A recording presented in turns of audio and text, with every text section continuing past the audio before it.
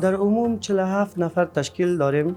از این جمله 8 نفر طبقه اوناس است که در بخش‌های مختلف ایفای وظیفه می نماید و تقریبا 39 نفر دیگر طبقه ذکور است.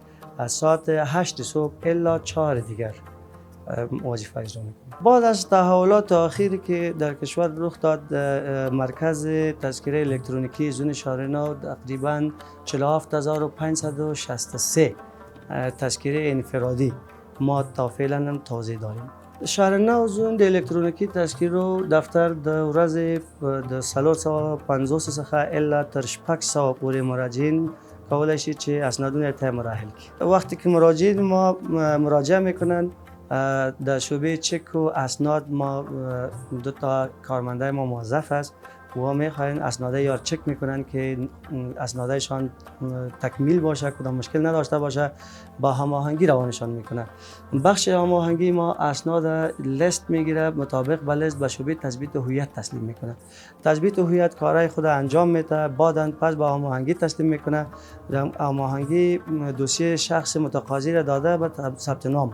البته ما تیم داریم، به هر تیمی مشخص شده مراجعینش روان میکنه. بعداً ثبت نام میشه، بایومتریک میشه، باز پاس میشه. در شارنو زون د الکترونیکی تذکره په دفتر کې مونږ په دواړه شکل، هم په آنلاین شکل هم په آفلاین شکل دوسیه اخلو. بخش خدمات بعد از توزیع یک بخش عمدهشان مصنع است.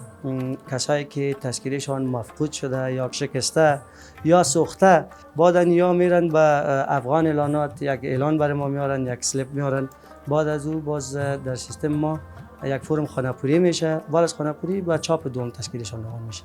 و در بخش ثبت تولد که هم مربوط خدمات بعد از توزیع میشه، اطفالی که جدید به دنیا میان به یا ما ثبت تولد میکنیم.